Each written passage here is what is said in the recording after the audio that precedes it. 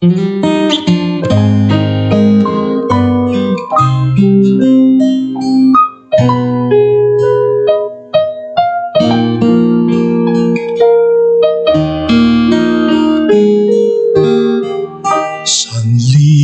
man aking buhay, bawat isa'y iaalay sa Diyos at bayan kong mahal.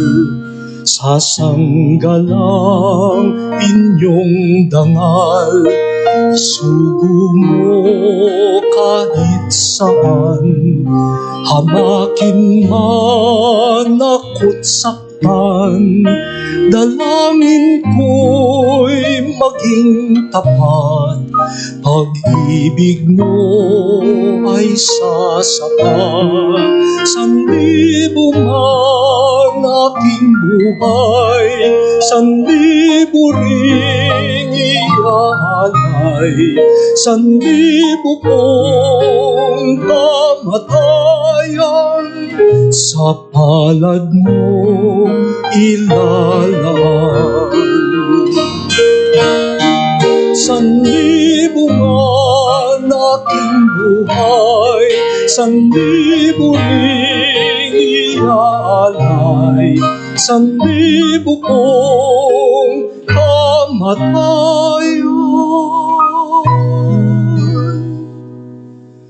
sa palad mo ilalaan.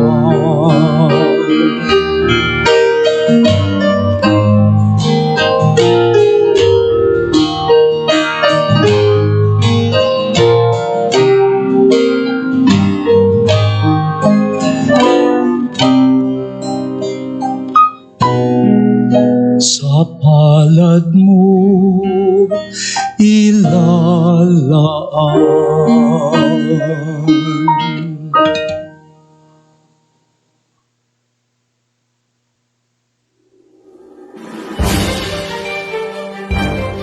The Beat Watcher. Ito ang maglalahad at maglalatag ng mga nakalap na mga balita mula sa Campo Crame hanggang Campo Aguinaldo. The Beat Watcher, magbibigay daan sa mga kaganapan sa silangang bahagi ng Kalakhang, Maynila hanggang sa lalawigan ng Rizal.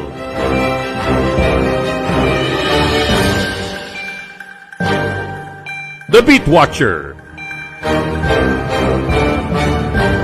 At ngayon, narito ang ating tagapagmasid, si Romy Tuazon.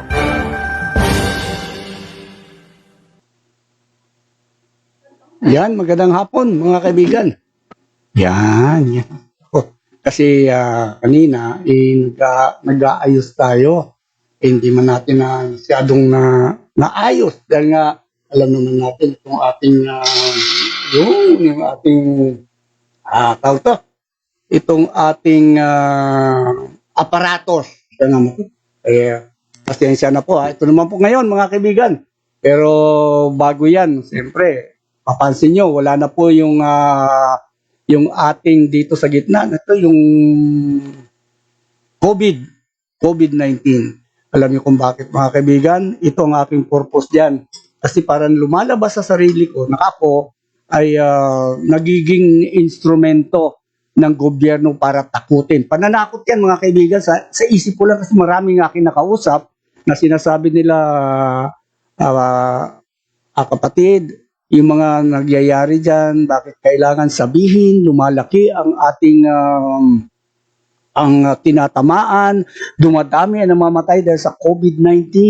So lumalabas doon, parang sabi niya, parang tinatakot na kami. Hindi lang isa, dalawa, tatlo, apat, lima ang aking mga nakausap dyan. Kaya sabi ko, palagay ko kasama yata ako doon sa nagiging instrumento.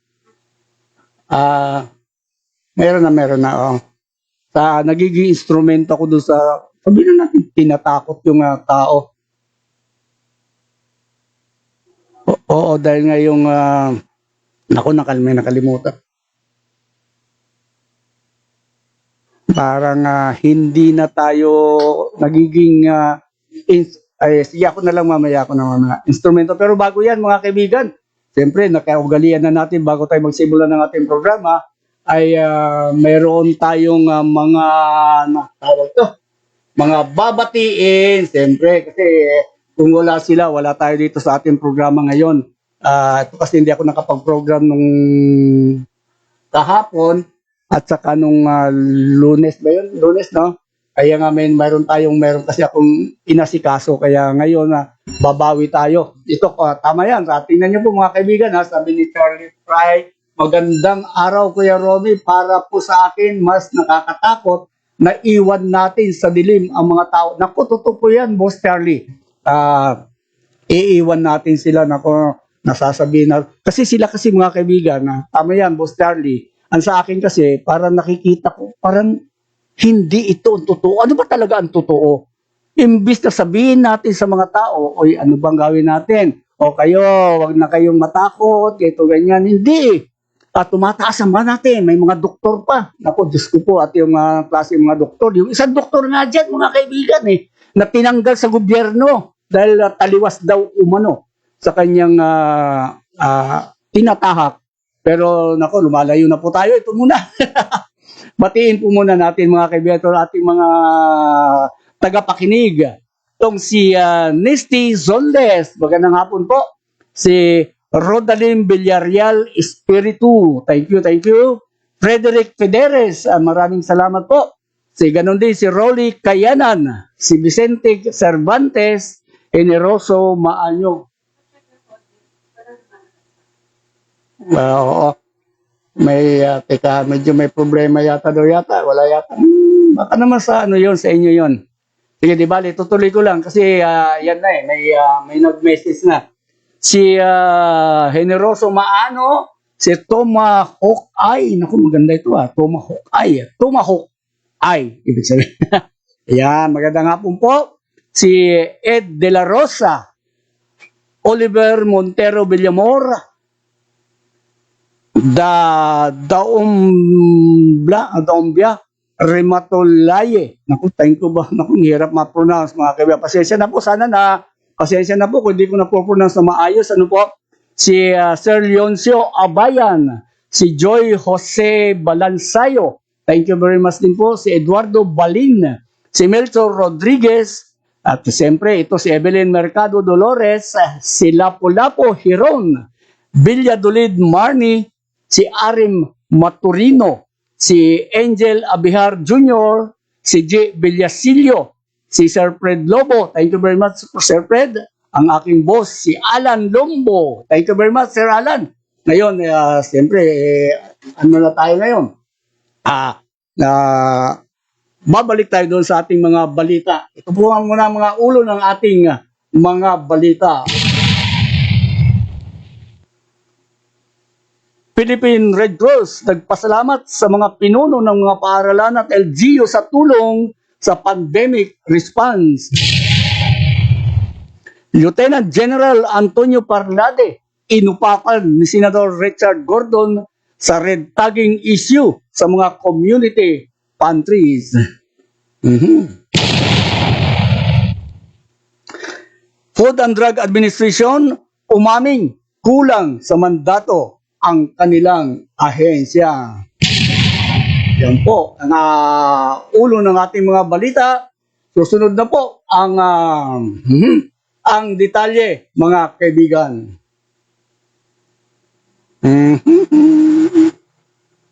Ay, teka. Nawala ang ating ano dito. Ayun.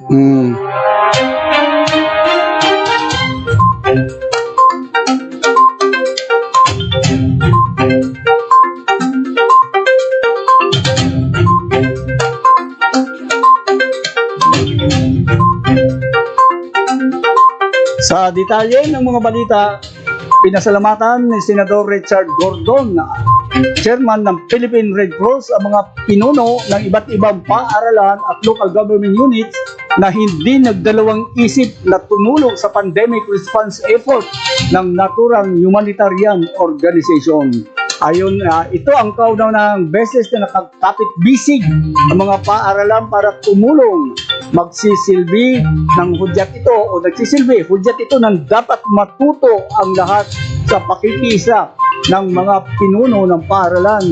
Nagpasalamat din ng senador kay De La Salle University of the Philippines President Brother Armin Luistro matapos itong pumayag na gawing isolation facility ang ilang hindi nagagamit na classroom sa naturang universidad.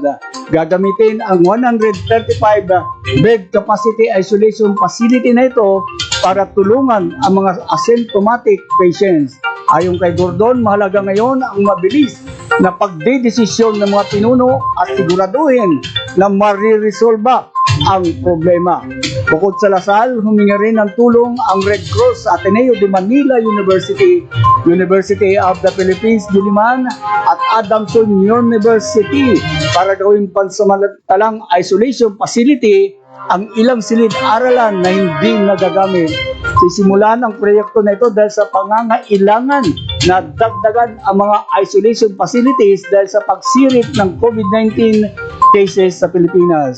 Naniniwala naman ang senador na dahil sa pagiging bukas sa mga paaralan at LGU na tumulong ay mas lalo pang lalakas ang laban sa bansa kontra sa nakamamatay na virus. Kung kagad daw kasi na sinailalim sa isolation ang mga asymptomatic patients, malaki rin ang tsansa na hindi nakakalat ang sakit. Ang bawat pasyente ay bibigyan ng quarantine kit.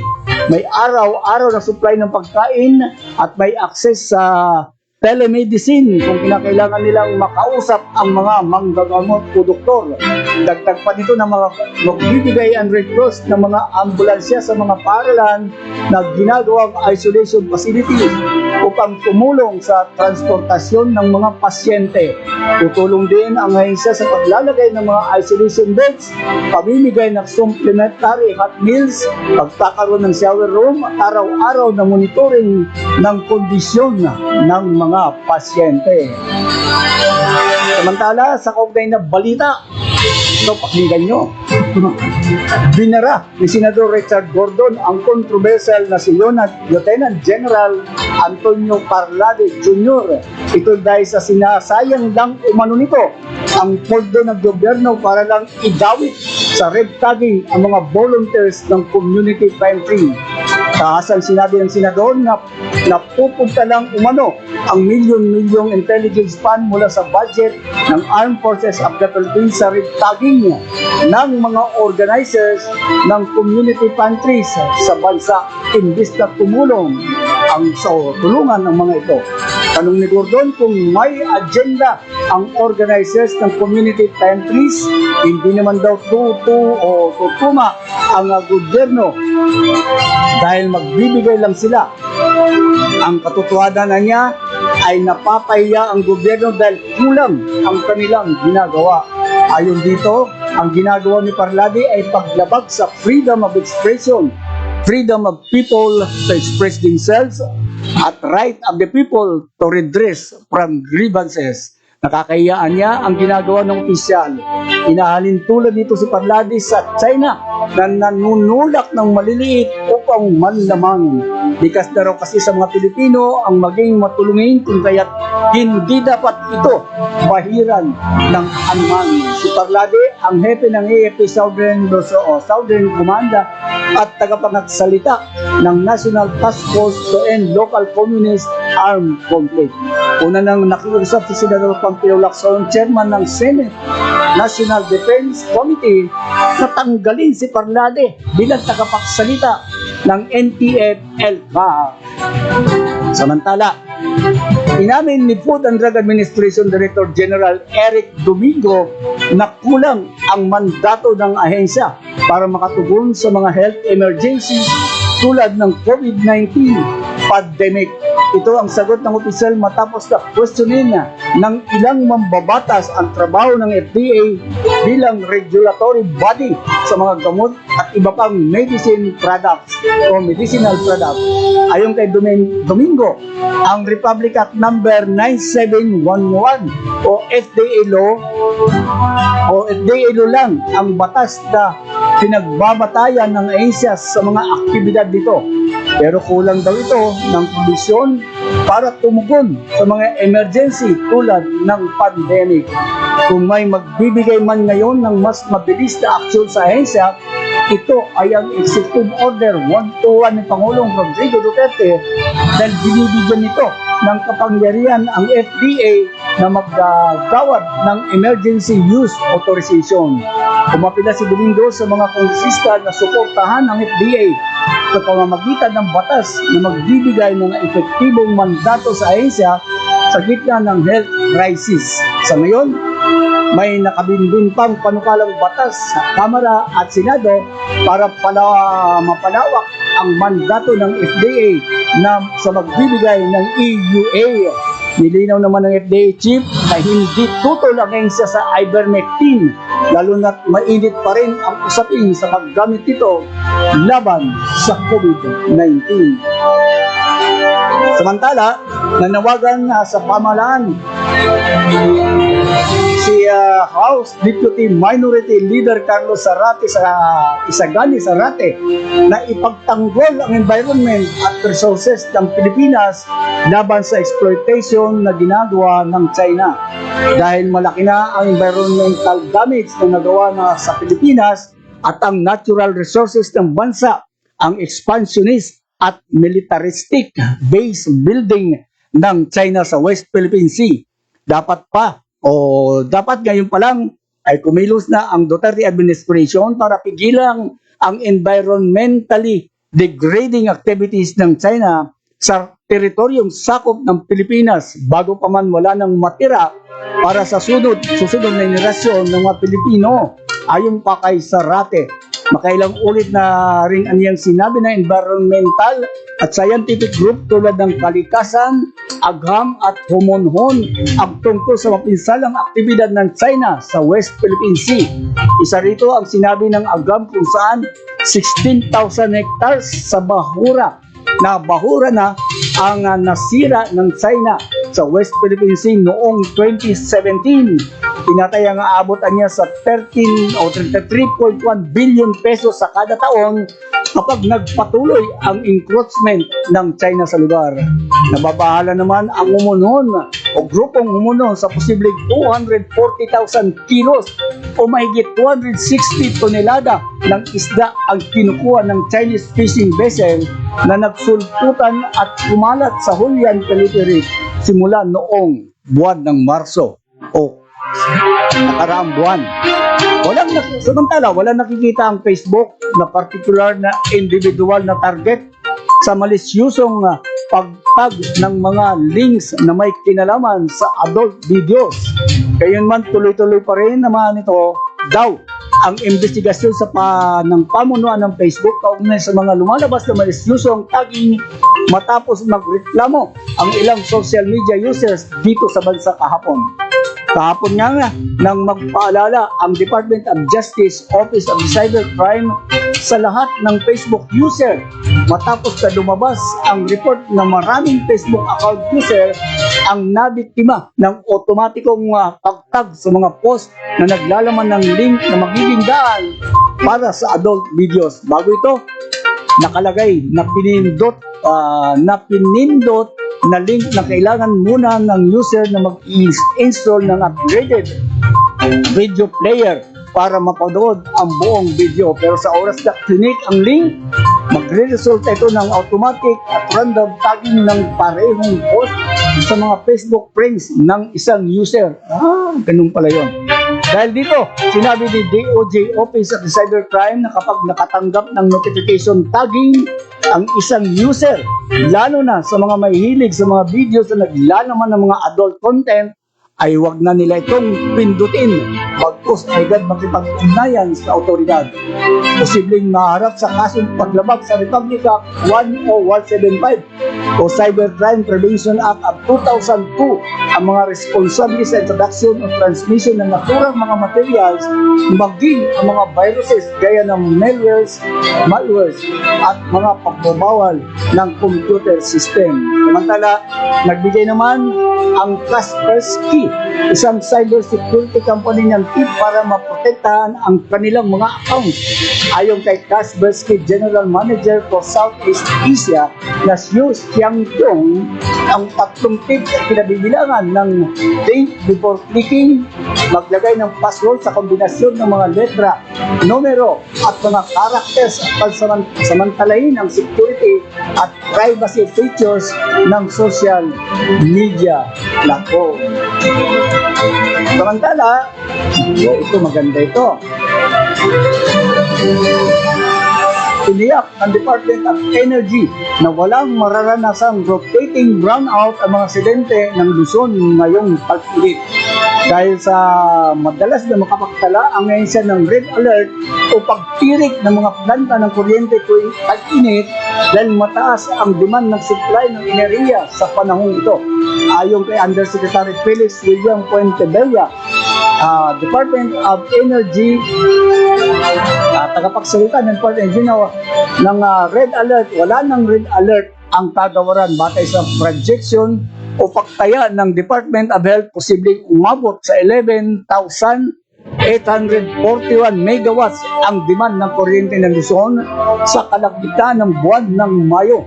Kaya may posibilidad na magnipis ang supply ng kuryente o maging yellow alert. Sa kabila nito, naniniwala ang Energy Department na kahit matapos na o matapos ang tag-init sa Hulyo ay hindi aabot ay nasa peak ng power demand sa Luzon. Gayunpaman, sakaling pumalo na rin sa higit 11,000 megawatts ang demand ng enerhiya sa rehiyon, may sapat na reserba naman ang pamahalaan. Paliwanag ng opisyal, ang dalawang yugto ng yellow alert ay bulsod ng extended o lumawak na force outages ng ilang power plant. Ayon pa kay Puentebella, wala namang dapat ikabahala ang publiko sakaling sumampa sa yellow alert ang estado ng enerhiya sa Luzon. Sa kasalukuyan, 7 power plant ang nakahinto ng operasyon kaya natakyasan ng 1,900 megawatts ang available supply ng enerhiya sa Luzon. Samantala, kinukonsiderang isang uri ng people power sa harap ng pandemya ang mga nagsulputan na community pantries ni House Deputy Minority Leader at Bayan Muna Party List Representative Carlos Isag Ganing Sarate. Ayon sa mambabata, sa kabila ng red tagging at napaulat profiling ng mga pulis sa mga organizers at volunteers ng mga itinatayong community pantries sa bansa. Nagpapakita lamang niya ng gustong i-hijack ng mga nasa likod ng red tagging ang tunay na layunin ng community pantries. Ayon kay Sarate, premeditated ang mga nangyayaring red tagging para pagtakban ang negligence ng national government sa COVID-19 pandemic response. Kahapon naghain ng resolusyon na sina Sarate kasama ang iba pang miyembro ng Makabayang DAC sa Kamara para paimbestigahan ang red tagging sa mga umano'y police profiling ng mga organizers at volunteers ng mga community organizers. Samantala, hinimok ng Department of Agriculture ang mga kabataang Pilipino na subukang pasukin ang agriculture business sa Pilipinas sa pamamagitan ng financial support na handog ng ahensya o Kabataang Agribiz Grant Assistance Program. Layunin ng ahensya na magbigay sa kabataan ng tulong pinansyal para suportahan ang plano na magtayo ng negosyo na nakapokus sa palay, livestock production, fisheries, trading, integrated farming, at agricultural technology. Nais ng Kabataang Agribiz na kumbinsihin ang henerasyon ngayon na ang agricultural development at food production related endeavors ay magandang gawin bilang negosyo. Ayon kay Agriculture Secretary William Dar, ang bagong programa na ito na magbibigay daan upang mapaintindi sa mga kabataan ngayon ang kahalagahan ng agrikultura at ekonomiya ng bansa. Karamihan kasi sa mga kabataan ngayon ay mas pinipili na manirahan sa syudad upang mamasukan sa mga commercial centers para sa masolusyonan ang problemang ito, gumawa ang ngayon ng programa para sa kabataan Pilipino upang makapagsimula sila sa kanilang agribusiness sa production, value adding, innovation at iba pa. Ang naturang programa ay may total grant value na 74 million pesos. Bukas ito para sa lahat ng interesadong natural born Pilipino na nasa edad 18 hanggang 30 taong gulang at handang makisa sa agriculture at fishery business. Sa qualified applicants, kinakailangan nilang magpasa ng Business Model Canvas o BMC na may potential profit sa agribusiness at Marketing Assistance Service ng Department of Agriculture Central Office at Agribusiness at Marketing Assistance Division sa Regional Office. Samantalang nagbabala naman si Capiz Archbishop Jose Cardinal Advincula sa publiko laban sa kumakalat na faking solicitation letter na humingi ng pera para sa nalalapit nitong pag-upo bilang bagong Arsobispo ng Manila. Sinabi dito na walang katotohanan na umihiling ito ng pera sa nasabing installation niya sa Archdiocese of Manila. Lahat niya ng mga pirma ay nasa sulat ay pineke kung saan wala umanong pare na nagngangalang Alang Sopelianas ang chancellor niya. Mariing pinabulaan na naman ng Diocese of Manila na humingi sila ng pera para sa installation ni Advincula. Wala rin anyang petsa kung kailan ang formal na pag-upo ni Advincula. Maliwanag po yan. Ipatutupad niya yung araw ang balasahan sa Philippine National Police. Ito ay ayon kay Chief Police General de Bolsinas sa mga ilang opisyal. Unang niyanig, yan, nang ilipat si Anti-Kidnapping Group Director Police Brigadier General Jonel Estomo bilang bagong Director ng Police Regional Office 5.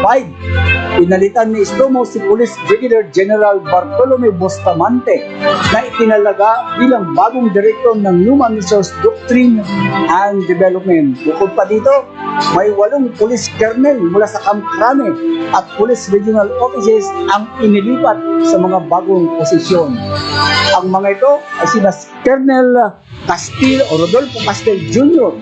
mula sa Anti-Kidnapping Group patungo sa Police Regional Office 5, Colonel Rolando Destura o Destora mula sa Drug Enforcement Group patungo sa Highway Patrol Group, Colonel Rodolfo Dimas mula Police Regional Office 6 sa Western Visayas patungo sa Anti-Kidnapping Group, Colonel Joan Bahardo mula sa DHRDD patungong Office of the Chief PNP, Colonel Rederco Maranan mula sa Directorate for Plans patungo sa DEG, Colonel Alan Nobresa mula sa Highway Patrol Group patungo sa Police Regional Office 6. Ganun din si Colonel Fernando Ortega mula sa OC, Office of the Chief PNP patungo naman sa Directorate for Information and Communication Technology Management. At itong si Colonel David Berredo Jr. mula Police Regional Office 5 sa Bicol Region patungo sa Anti-Kidnapping Group. Samantala, pinag-utos ni EFP Chief of Staff General Serelito Subiana sa mga sundalo na suportahan ang mga community pantries sa bansa. Ito sa gitna ng issue ng red tagging sa mga organizer ng community pantry na ayon kay Subiana naglabas siya ng direktiba sa J7 sa kanilang Civil Military Operations Unit sa pamumuno ni Major General Benedict Arevalo na tumulong sa community pantry at maghatid ng tulong sa mga kababayan natin na nangangailangan ng tulong. Kanilang inisip na i-donate ang kanilang isang araw subsistence allowance para makalikom ng pondo. Samantala, hindi naman nagkomento si Subiana sa pagkukumpara ng NTF LCAC spokesperson Lieutenant General Antonio Parlade sa community pantry sa Mansanas ni Satanas. Ayos yun. Paniwalag niya, kinausap niya si Parlade at pinalalahanan sa kanilang guidelines at mag-iingat sa mga binibinatawang pananalita. Nakiusap kay si Subiana sa mga organizers ng community pantry na huwag haluan ng aktibidades gaya ng pamimigay ng pamphlets laban sa pamahalaan ang pamimigay ng libreng pagkain. Alauna 35 na po ang oras. Napagkaisa ng mga magiging bahagi ng PNP Maritime Group sa pagsasagawa ng sovereignty patrol sa West Philippine Sea. Ito bilang dagdag sa mga nakadeploy na barko ng Philippine Navy, Philippine Coast Guard at Bureau of Fisheries and Aquatic Resources. Mismo ang National Task Force West Philippine Sea ang nagdesisyon na isama ang PNP Maritime Group. Aminado sa AFP Chief of Staff General Serendito Subiana na hindi sapat ang mga barko ng Philippine Navy sa pagpapatrolba ngayon sa exclusive economic zone ng bansa. Kaya kailangan ng AFP ang tulong ng iba pang ahensya ng pamahalaan. Ayon kay Subiana, hindi pa na ma-deploy ang dalawang bagong frigate ng Philippine Navy, ang BRP Jose Rizal at BRP Antonio Luna, dahil may tinatapos pa na procedure ang mga ito bago sila isabak sa operasyon. Umaasa si Subiana na mareresolba ang issue sa West Philippine Sea sa diplomatikong pamamaraan at hindi umantong sa anupaman. Balit tiniyak ni Subiana na hindi sila uurog sa kanilang mandato. Ito ay protektahan ang teritoryo ng bansa. Ang masing ng mga Chinese fishing vessel at ang Chinese Maritime Militia ang subject ng kanilang binabantayan upang hindi man sila mapatras sa ngayon dahil sa limitasyon tinitiyak na ng ating mga kapatid, kababayan na magingisda na diyan na para sa kanilang pangkabuhayan ay tuloy-tuloy ang kanilang pagsasagawang mangisda. Ayon pa kay Subiana, kinumpirma rin ng Chief of Staff na nagpulong sila ng Chinese attaché at the Philippines kaugnay sa Chinese intrusion sa West Philippine Sea. Iginiit ni Subiana sa Chinese official na may legal na pinangahawakan ng Pilipinas sa pag-aari nito ang Holian Philippine Reef. Pero iginiit din ng Chinese attaché na kanila ang Holian Philippine Reef. Ang kapal na mukha ito ng Chinese nito. Sa kabila ng paninindigan ng China, nanindigan din ang Pilipinas na ang Holian Philippine Reef ay kabilang sa teritoryo ng bansa. Inihag din ng Chief of Staff, panahon na para magtayo ang Pilipinas na may structure sa mga reef na sakop ng EEC ng bansa. Samantala, nagpaalala si AFP Chief of Staff General Serelito Subiana sa mga sundalo na manatiling non-partisan, pakatutukan ang kanilang mandato, subalit palakasin ang partnership sa local government unit at stakeholder para maging matagumpay ang kanilang mga operasyon at non-combat missions. Aminado si Chief of Staff na hindi maihiwalay sa politika ang posisyon ng AFP dahil ang mga ito ay nag-a-appoint sa kanilang mga pwesto. Kaya paalala Subiana, hindi dapat magpadala sa anumang political agenda ang mga sundalo. Minsay pa nito, ipagpatuloy ang pagiging protector sa sambayanang Pilipino at tagapagtanggol ng ating teritoryo.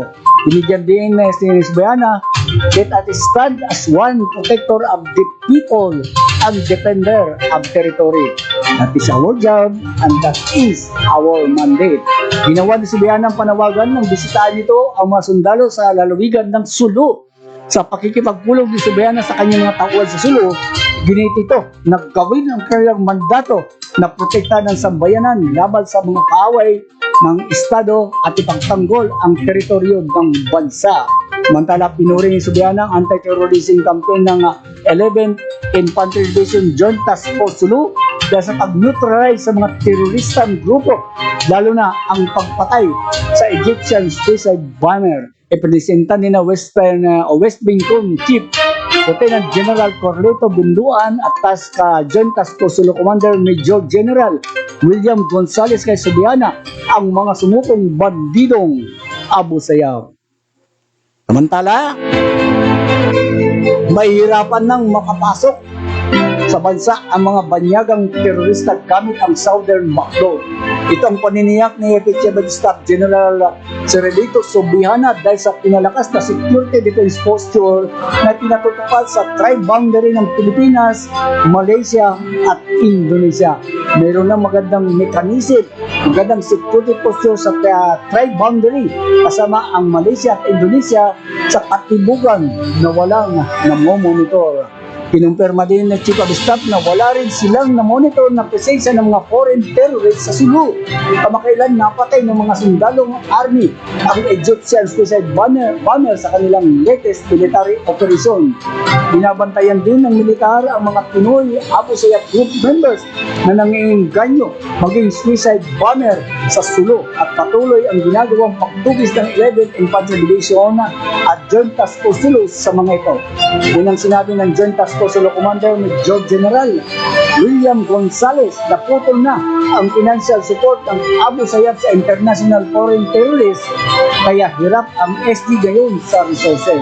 Sa Central Mindanao, patuloy ang pagtugi sa Singaporean terrorist na si Muhammad Ali Abdul Rahiman alias Muawiyah.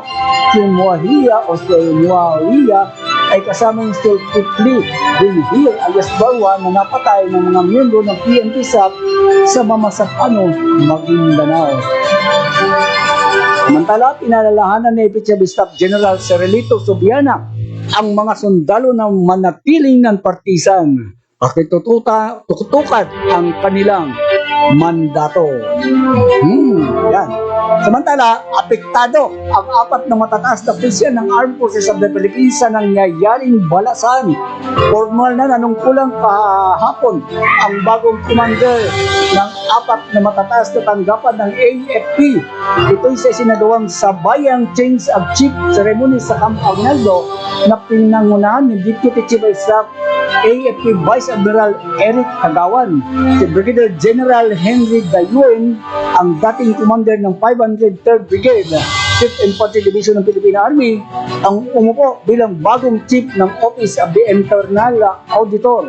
Kapalit ni Major General Bartolome Vicente Bacaro na una nang nanungkulan bilang bagong commander ng 2nd Infantry Division. Si Commander Antonio Palces naman na dating commander ng Naval Forces Eastern Mindanao ang umupo bilang bagong Deputy Chief of Staff for Education, Training and Doctrine o J8. Kapalit ni Major General Rene Diaz na namumuno na naman ng Office of Deputy Chief of Staff for Logistics.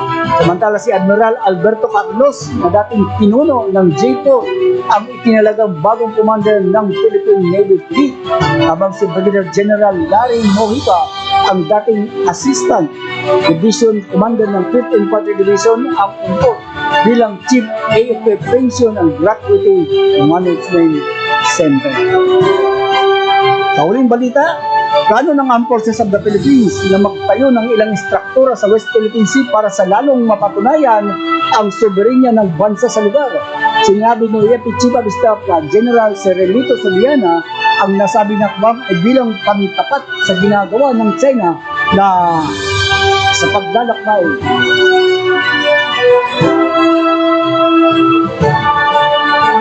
Ipinasa nila sa National Task Force in the West Philippine Sea ang nasabing proposal. Dagdag pa ng AFP Chief na gumagawan sila ng paraan para mas lalong palakasin ang pwersa nila sa nasabing lugar. Pinaliwanag dito na kaya ngayon o kaya ng gayon lamang nilang naisipan ang nasabing paraan ay para dahil mayroong kasunduan noong 2002 the Declaration of Conduct of Parties in the South China Sea na bawal magtayo ng anuman struktura. Subalit ito ay nilabag ng China. Ang pakikipaggera na niya ay siyang huling kaparaanan ng AFP. Kaya naghahanap sila ngayon ng makabago at mapayapang paraan. Yan po. Maraming salamat sa yan po ang mga detalye o kalipunan ng mga balita. Ako, alauna, teka, inom muna tayo.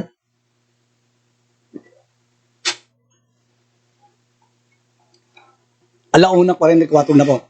Teka, mayroon akong ayusin. Sandali. May kukunin lang ako. Excuse me.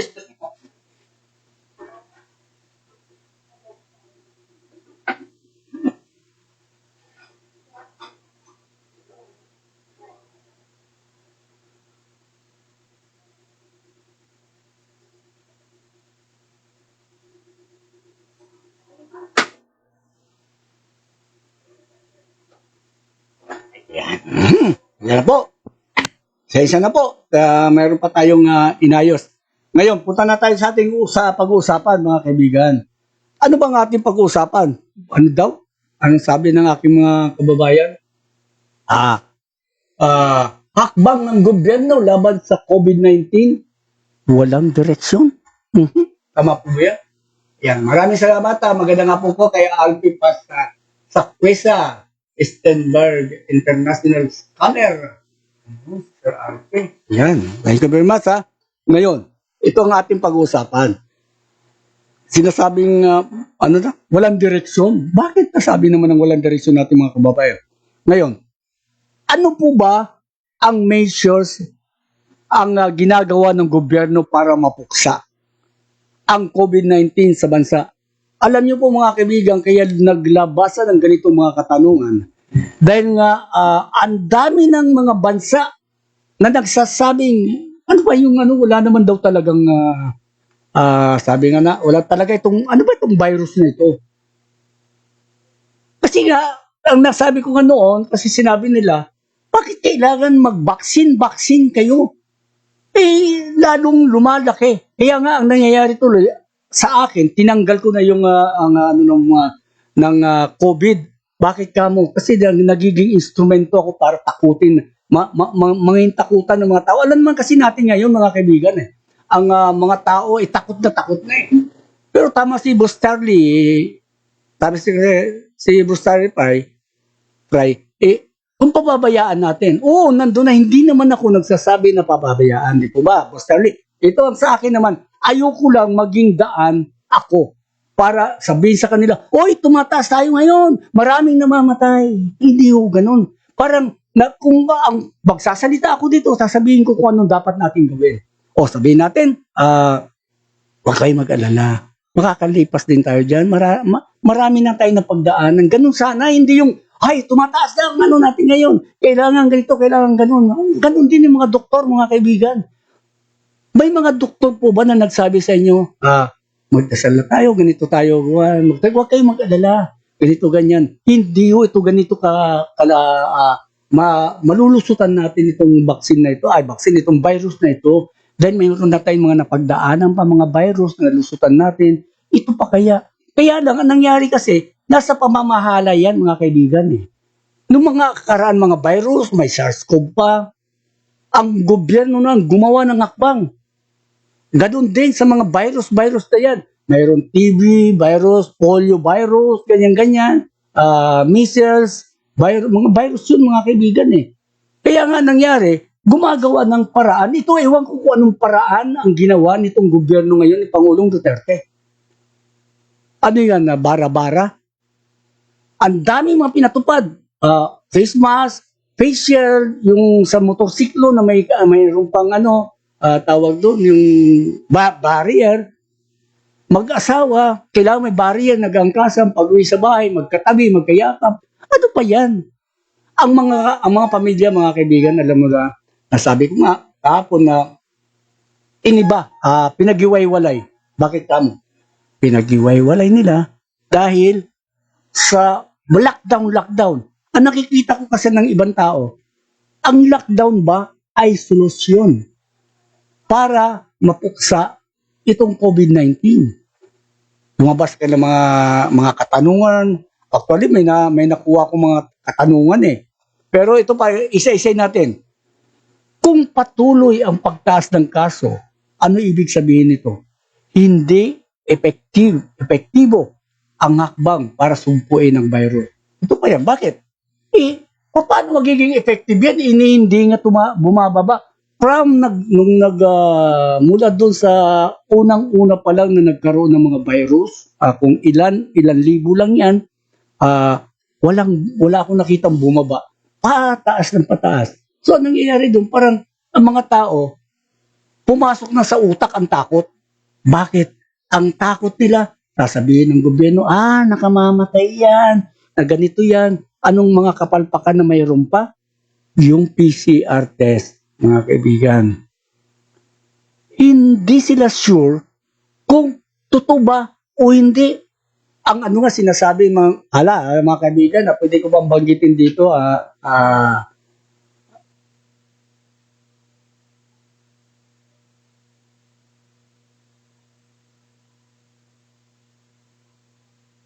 kasi may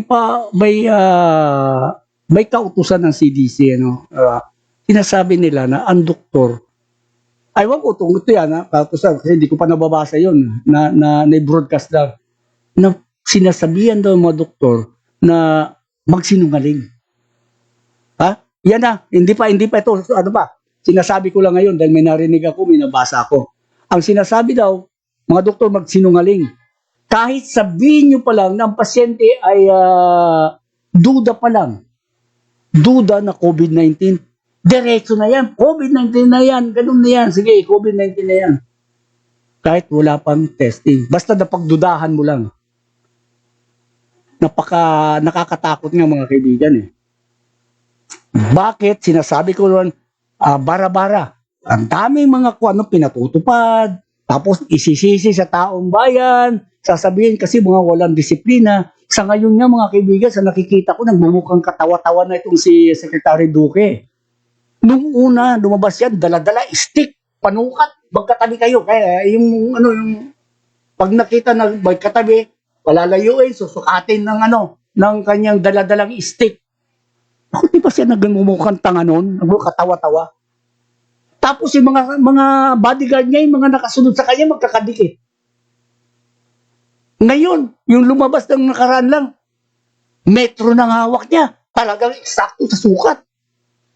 Di ba yung itong ating Department of Health Secretary nagmumukhang tanga o katawa-tawa? Pasensya na po, dahil yun ang nakikita eh. Ngayon, ito pang katanungan, sumusunod ba ang Pilipinas sa mga international standard? O itong si Duque kaya? Si Duque na lang. Si Duque kaya ay sumusunod sa mga international standard? Oo, may sarili siyang agenda. Kayo pong bahala. May agenda ba siya o wala? O sumusunod siya? Kasi kaya sinasabi ko, ang sinasabi ng mga tao, hindi lang mga ibang bansa, kagaya ng US, sinasabi ko naman sa inyo na may mga connection tayo doon, nagpapadala sila ng mga video, ganun din sa Australia, nakita natin, pinakita na yung mga tao nasa parke, naglabasan. Ang sa US, mayroon sa US na kaya bumaba ang kaso ng virus ng COVID-19 ay dahil binuksan, nagbukas ang kanilang tawag doon, mga kabuhayan, mga establishment, nagbukas yung mga park, mga pasyalan, nagbukas, bumaba. Tayo, ang solusyon natin, lockdown, curfew. Iyon ba ang tamang solusyon natin? Ngayon, bakuna nga ba mga kaibigan ang solusyon sa pagsugpo nitong COVID-19? Kayo, kayo ba'y naniniwala na bakuna o kayo'y naniniwala na talagang may virus? O may virus, andyan yan. Vaccine, kung ano-ano pa, face mask, face shield. Sila rin nagsabi na sa kamay lang, maghugas lagi ng sabon. Maalis yung virus. Bakit kailangan mag-face mask, mag-face shield? Ang isa pa dyan mga kaibigan, uulitin ko na naman, nakakaawa ang ating mga kababayan, ating pamilya, pamilya. O sabihin na natin, for example, may namatay sa isang pamilya. Sabihin natin positive. Pero walang doktor na nagsasabi na ang pasyente namatay dahil sa COVID. Hindi po. Karamihan doon, pneumonia o di kaya cardiac arrest. Siyempre, ang mga doktor kasi alam nila cardiac. Hindi ako doktor pero marami ako nakakausap. Marami akong tinatanong sa mga doktor. Iba-ibang klaseng mga doktor. Pati nga doktor ng hayop, tinanong ko na yan tungkol sa ivermectin na yan. Ah, bakit ivermectin ang ginagamit? Ivermectin, di ba sa hayop daw yun? Sabi nila. Oo nga. Kaya nga itong ating ngayon na ating mga vaccine ay bara-bara rin yata ng pag-testing nito eh. Nagmamadali. Kasi nakita nila malaking kita dito. O di ba? Ang ating bang gobyerno ay kumuha ng mga gamot na para panggamot sa COVID-19. Wala. Inihintay nila ang mga vaccine dahil doon may pera. May pera tayo, supposed to be ibibili, kaya lang hinihintay ang mga donasyon. O, nag-donate ng China. Hindi ko lang makita sa aking record kung maging itong AstraZeneca. Hindi ko alam ba natin yan? Bakit hindi sinasabi na inire-report na ang AstraZeneca ay binago ang pangalan dahil na-discover sa pag-aaral ng isang eksperto na susumain lahat, nasa ilang percent lang pala ang ang efficacy nun. Mga siguro 19%, 19%, mas mababa pa nga yan sa sa Sinovac. Pero dahil nga na ganyan na ang kanilang produkto, binago ng pangalan. Pero andun pa rin yung composition. Ang pangalan lang ang binago. O ito, ang tanong, natutugunan ba ng gobyerno ang pangangailangan ng tao sa kabuuan na may sadyang inasikaso silang iba para sa sarili nila? Ano sa tingin ninyo mga aking minamahal kong kababayan? At kung totoo ba itong mga datos na ipinalalabas ng Department of Health sa mga tinatamaan ng virus, namamatay o gumagaling, lahat yan. Pati mga aktibong kaso, totoo ba yan? Saan nila kinukuha? Ibig sabihin kasi lumalabas sa aking pag-analisa o sa aking pagtitingin, ang laging nangunguna kasi hindi nawawala ang Quezon City.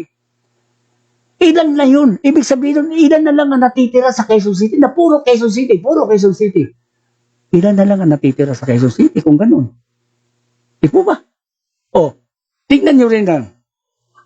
Bakit hindi magdagdag ng mga may kaalaman sa bawat aspeto itong ating interagency task force? Tulad na lang ng mga, mga doktor. Sino ba nandyan? Mga generals? Wala ba dyan janitor? Wala ba dyan teacher? Wala ba dyan doktor?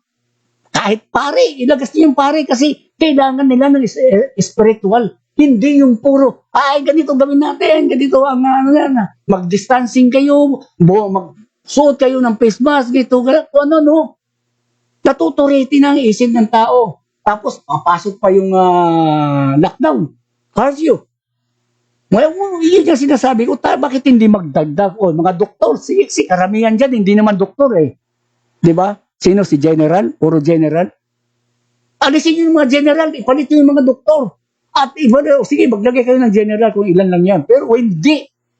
Bawasan yung general. Ilagay niyo mga doktor. Pare, psychologist. Siyempre, isama nyo rin ng pamilya kasi apektado rin ng pamilya eh. Di ba? Para may magpapaliwanag. Ano ba naranasan ko, naramdaman ko? Kasi ang mga nagsasabi ng mga doktor na o mga gobyerno na IET, hindi naman nila naranasan eh. Bakit nila mararanasan? Sila nga eh. Para na lang masabing, nakikisama ako. Sige, positive ako, kinabukasan, negative na. Sige doon. Para masabi na sila ay naandyan. Diba? Psychologist, sama pamilya, siyempre. Para may mapapalakas ng loob sa mga pamilya. Hindi nga natin malaman eh. Ano ba totoo talaga? At parami ng parami. Kagaya sinasabi ko ngayon, parang tinatakot ko na rin. Gusto nyo? Ang sabi nga ng iba, kung gusto nyo, wag nang tumaas ang bilang yan. Itigil ang mass testing. Kasi plano yata na magkaroon ng mass testing eh. Huwag naman. Tama na yun. Kasi ang mga doktor kasi mayroon sila na sinasabi noon, pag asymptomatic ka, huwag ka nang i-swab. Ang isa sa mula may nakikitang sintomas sa'yo para matiyak na ikaw nga ay positive. Ako, alas 2 na po mga kaibigan. Pasensya na po medyo napadagdag tayo ng masyado. Yan. Sabi kasama ang mga kasabwat na sina Kevin Ramos nako sa banal at Michael Cadores, nangyari ang mga transaksyon through Union Bank. Ano ba itong mga ito? May hawak po kami ng mga transaction receipt. Nako, sabi nga nito, nangyari ang mga transaction through Union Bank. Ayun, mayroon po silang pakitulungan kami about sa large scam na nangyari sa amin ng Seven Stag International sa pamumuno ni Biernon Suminig. Ayan, mayroon talaga. Ano na yan, ito kagaya niya, ito na lang. May scam na kaagad, alam naman natin kung anong kinakarap ngayon ng ating mga kababayan. So, pero pasensya na po at wala na po tayong oras at palagi ko pong sinasabi na tayo ay laging magdasal at huwag huwag makakalimot. Araw-araw po tayo humingi ng awa, ng tulong sa ating poong may kapal. So, iyan na po. Maraming salamat po. Sensya na po, medyo umabante pa tayo. Maraming salamat po. Sumainyo ang inyong tagapagmatsyag at tagapagmasid, The Beat Watcher, sa pamamagitan ng Broad Streamcast Communicators. Maraming salamat po.